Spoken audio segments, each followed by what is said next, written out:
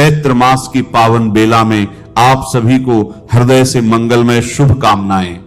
यह वही समय है जब नवरात्रि की दिव्य ऊर्जा अपने चरम पर पहुंचकर शांत हो चुकी होती है, जब श्री राम जन्म का उत्सव वातावरण में अभी भी गूंज रहा होता है। और इसी पावन क्रम में आता है एक ऐसा दिन जो शक्ति, भक्ति और अटूट विश्वास का प्रतीक है, श्री बजरंगबली का जन्मोत्सव।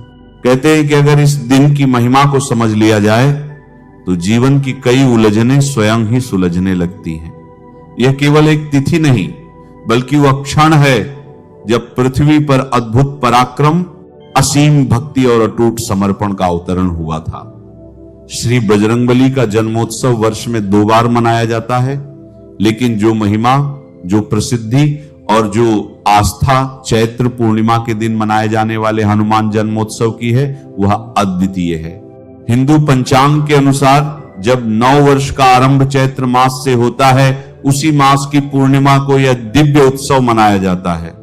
इसके अतिरिक्त कार्तिक मास के कृष्ण पक्ष की चतुर्दशी, जिसे नरक चतुर्दशी कहा जाता है, उस दिन भी श्री बजरंगबली का जन्मोत्सव मनाने की परंपरा है।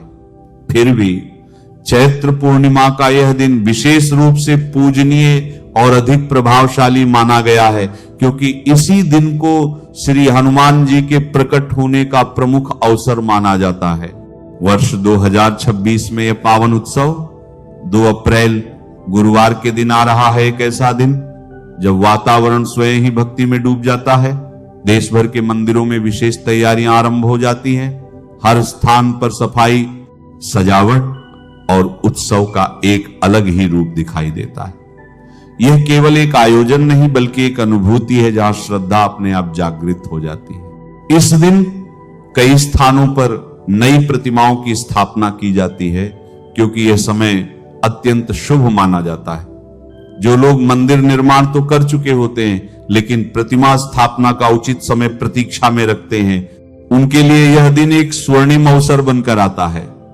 इसी अवसर पर प्राण प्रतिष्ठा, अखंड रामायण का आयोजन और रामचरितमानस का अखंड पाठ करवाना अत्यंत पुण्यदायी माना गया है। जब इस प्रकार के अनुष्ठान इस दिन किए जाते हैं तो उनका प्रभाव कई गुना बढ़ जाता है। ऐसा माना जाता है कि इस समय किया गया हर शुभ कार्य, हर पूजा, हर पाठ सीधे दिव्य कृपा से जुड़ जाता है। और यही कारण है कि इस दिन की प्रतीक्षा पूरे वर्ष की जाती है। सुंदरकांड करवा सकते हैं। और जब आप बजरंगबली जी की स्थापना कराएं तो एक बांस की बल्ली, जो हरे बांस की बल्ली होती है, वो इतनी ऊंची होनी चाहिए, शिखर से ऊंची। यानी जो बजरंगबली जी के मंदिर आप बनवाए हो, शिखर से जो गुंबद है उससे ऊंचा होना चाहिए बांस का। जो बल्ली होता है बांस का डंडा, उसमें बजरंगबली जी के नाम का पताका, लाल झंडा जिसमें बजरंगबली छपे रहे, उसको जरूर करवाना चाहिए, उसको जरूर टंगवाना चाहिए। और अगर आप मंदिर की स्थापना नहीं भी की, श्री बजरंगबली जी की मूर्ति स्थापना आपको नहीं भी करना है, प्राण प्रतिष्ठा नहीं भी करना है, फिर भी अगर श्री बजरंगबली जी के मंदिरों में अगर झंडे पुराने हो गए हैं, फट गए हैं, रंग उसका कम हो गया है, तो उस झंडे को उतरवाकर उसी बांस की बल्ली में नया झंडा टांग देना चाहिए। तो श्री बजरंगबली जी के भोग प्रसाद में नाना प्रकार के फल, क्योंकि श्री बजरंगबली जी महीनों महीनों तक फल खाकर रहते थे। अब कहते हैं कि बीमार लोग फल खाते हैं या फल खाने वाले लोग ताकतवर नहीं होते हैं। हनुमान जी से बलवान कौन होगा? महीनों महीनों तक फल खाते हैं। जो अतु में जो फल उपलब्ध रहे, केला, आम, लीची, जो भी फल उपलब्ध रहे, उन सब का भोग लगाएं। उसके अलावा चना और गुड़ का जरूर भोग लगाएं। पूरी, हलवा जो भी बन सके। जैसे कि जब बजरंगबली जी, श्री रामचंद्र जी जब आए थे लंका से जीतकर रावण को मारकर, तो जब सीता जी अयोध्या पहुंची, राम जी सब जो दरबारी थे, तो एक बार सीता जी अपने हाथ से बजरंगबली जी को भोजन बनाकर खिला रही थी। तो बजरंगबली जी बोले कि हम अपने जीवन में पहली बार इतना स्वादिष्ट भोजन खा रहे हैं। और खाते खाते सीता जी का पूरा रसोई चट कर गए। सीता जी घबरा कर राम जी के पास गई तो बोली, भाई प्रभु ऐसी बात है। तो बोले, अब तुलसी दल डाली थी कि नहीं भोजन में? तो बोले, वो तो नहीं डाल पाए थे कहीं। जाओ जो कुछ बचा हो थोड़ा बहुत तुलसी दल डालकर ले जाओ, दे दो तो थोड़ा बहुत कुछ जैसे बचा रहता है नीचे का कुछ भी लड्डू का, और वो चूरा तो उठाकर ले गई और बजरंगबली जी को दे। बजरंगबली खाकर तृप्त हो गए, बोले माता अब मेरा पेट भर गया है। तो श्री बजरंगबली जी के भोग में भी तुलसी डालो जैसे राम जी के भोग में पड़ता है, और अच्छी तरह से भोग लगाओ, प्रसाद बांटो। जितने भी भक्त हैं, बहुत सारे लोग प्रसाद को पैक करके घरों में भिजवाते हैं। तो श्री बजरंगबली जी की जो प्रतिमा है, बहुत सारे लोग मनौती मानते हैं, सिंदूर का चोला चढ़ाते हैं। तो चमेली का तेल और पीला सिंदूर, जिसको बंधन सिंदूर भी बोलते हैं, जैसे हम लगाते हैं, जैसे विवाह होता है, उसको घोल कर और पीपल की पत्ती से अपने हाथों से नहीं लगाना चाहिए। पीपल की पत्ती ले लें और पीपल की पत्ती को डुबो डुबो कर फिर भगवान जी को चोला चढ़ाएं, श्री बजरंगबली जी को लाल लंगोटी भी चढ़ाएं, उपवस्त्र जो कंधे पर रखते हैं वो भी लाल रंग का गमछा, उसको भी चढ़ाएं, और फिर ज्योति भी जलाएं। ज्योति थोड़ा दूरी से, मतलब अगर मंदिर में आप पूजा कर रहे हो तो कभी भी प्रतिमा के पास ज्योति नहीं जलाना चाहिए, दूर में ज्योति जलाना चाहिए। ज्योति भी जलाएं श्री बजरंगबली जी के नाम से।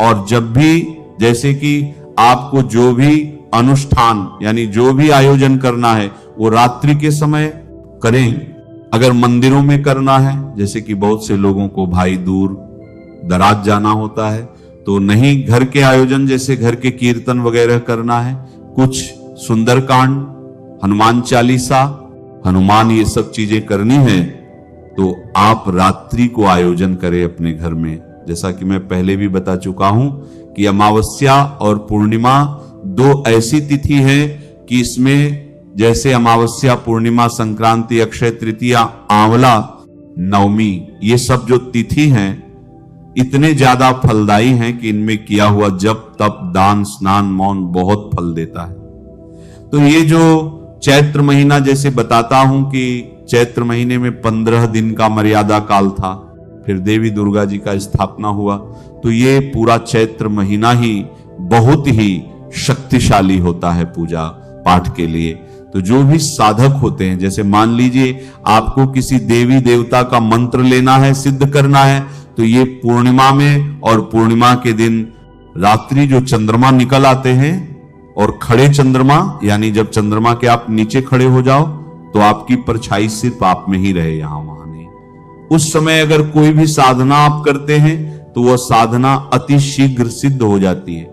कोई भी अच्छी साधना, जैसे कि कोई भी आपको मंत्र जाप करना है या कोई सिद्धि करना है, जैसे बहुत सारे लोग सिद्धि करते हैं, और नहीं कुछ तो आप ये मनोकामना रखकर तो सिद्धि कर ही सकते हैं कि आप कुछ ऐसा आपको ज्ञान मिल जाए कि लोगों का आप भला कर सकें। तो चलिए आपको सिद्धि के बारे में बताओ। फिर श्री बजरंगबली जी की पूजा के बारे में बता रहा हूं कि श्री बजरंगबली जी की पूजा भी वैसे लाल वस्त्र बिछाएं, कलश रखें। भगवान श्री बजरंगबली जी का, अगर छोटे बजरंगबली जी हो उनका फोटो, और अधिकतर जो सूर्य जी को भगवान जी निगल रहे हैं, अगर वो फोटो हो तो वो फोटो बहुत ही भगवान का बहुत ही ऊर्जावान ये फोटो है। ये फोटो आप अगर आपके पास हो तो इनकी ये भी बहुत बाल अवस्था थी, भगवान जी की इनकी पूजा करें। और कोई भी बाल्य अवस्था की अगर फोटो हो, अंजना माँ के गोद में हो या पालने में हो, तो उनकी आप बजरंगबली जी की पूजा कर सकते हैं। संतान प्राप्ति के लिए, नौकरी के लिए, स्वास्थ्य के लिए, तो आप मन्नत मान लो कि हे प्रभु मेरी मनौती पूरी होगी तो अगले साल आपका जन्म जब उत्सव होगा तो हम गदा चढ़ाएंगे या ध्वजा चढ़ाएंगे या लंगोटी चढ़ाएंगे या चमेली के तेल में सिंदूर का चोला चढ़ाएंगे। जो भी कुछ मन्नत मान लो, या श्री बजरंगबली जी के मंदिर में सुंदरकांड का पाठ करवाएंगे, कुछ भी आप मान लो, या भोजन करवाएंगे, कुछ भी मन्नत मान लो, आपकी मन्नत पूरी हो तो उसको अगले साल कर दो। तो श्री बजरंगबली जी के जन्म उत्सव के बारे में आपको बता। नदियों में विशेषकर गंगा स्नान पूर्णिमा के दिन अति फलित होता है। गंगा में दीपदान रात्रि के समय, दिन के समय नहीं, दीपदान अगर हो सके पास में गंगा हो तो जरूर करें।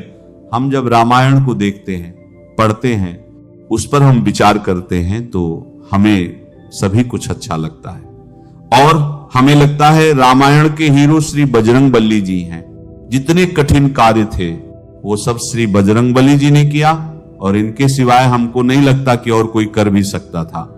तो बजरंगबली जी, जैसा कि रामचरितमानस में लिखा है कि चारों युग प्रताप तुम्हारा है, प्रसिद्ध जगत उजियारा, चारों युग में कलयुग में श्री बजरंगबली जी प्रत्यक्ष में हैं और सभी कुछ देख रहे हैं। मतलब श्री भगवान रामचंद्र जी बोले थे कि कलयुग के अंत तक आप रहोगे यहां पर, फिर उनके आप मतलब सशरीर श्री राम धाम चले जाओगे।